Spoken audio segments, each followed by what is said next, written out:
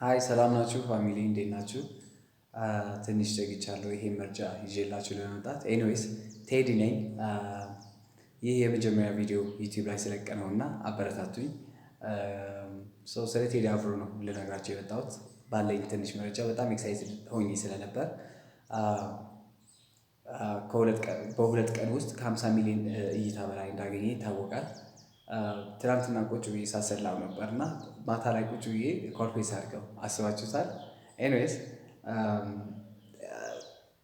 በ50 ሚሊዮን ብር ሊሸጠው አልበሙ ተደራድሮ ነበር እና 30 ሚሊዮን እንደመለሰ ከነ ወለዱ መልሶ ውድቅ አድርጎታል። እንትኑ ኮንትራቱ እና ለምን ውድቅ እንዳደረገው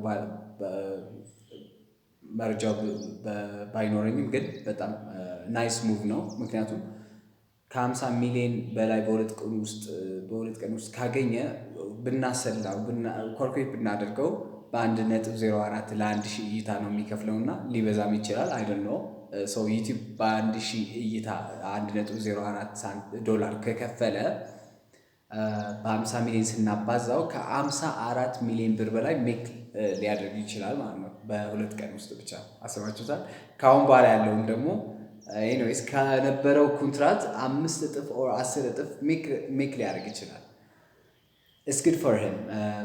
በጣም ኤክሳይትድ ሆኜ ነበር ሳየው የነበርኩት የመጀመሪያ አልበሙ የመጀመሪያ ቪዲዮ እንኳን ሲለቀቅ ቁጭ ብዬ ስመለከተው 1 ሚሊዮን እይታ ነበረው። በአንድ ቀን ውስጥ 1 ሚሊዮን እይታ ነበር ይላል። ማታ ላይ ነበር ያየሁት።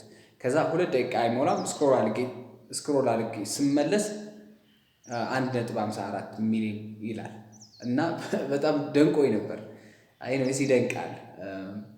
ይሄ የሆነበት ምክንያት አንዳንዶቹ በጣም እንትን ስለሆነ ነው ምናምን ይሉታል። ኤኒዌይስ ግን 888 የምትለው ናምበር አለች። እቺ 888 የምትለው ዶክተር ሮዳስ ቢያስረዳችሁ በጣም ደስ ይለኛል። ቀን 8 ነው የተለቀቀው፣ ወር ደግሞ 8 ነው። 2018 ላይ ነው። ከ8 ዓመት በኋላ ነው የለቀቀው። ኤኒዌይስ በጣም ይገናኛል እና እንደዚህ አይነት ቁጥሮችም በጣም በተለመዱ በፌመስ ሰዎችን ሲጠቀሙባቸው እናያለን። አሁን ሌብሮን ጄምስ ማሊያው ላይ የሚለብሰውን ቁጥር 21 የሚለውን ይሄ ከእንትኑ ጋር ከድለኝነት ከላኪ ናምበርስ ጋር የሚገናኝ ቁጥር ነው። ኤኒዌይስ በጣም ብዙ ሰዎችን አሁን ላይ ኢትዮጵያ ደግሞ እየመጣ ነው። እነ ሮፍናን እነ ልጅ ሚካኤል ብቻ እየተጠቀሙት ይገኛሉ። እየጠቀማቸውም ይገኛል ቁጥሮችን ሰው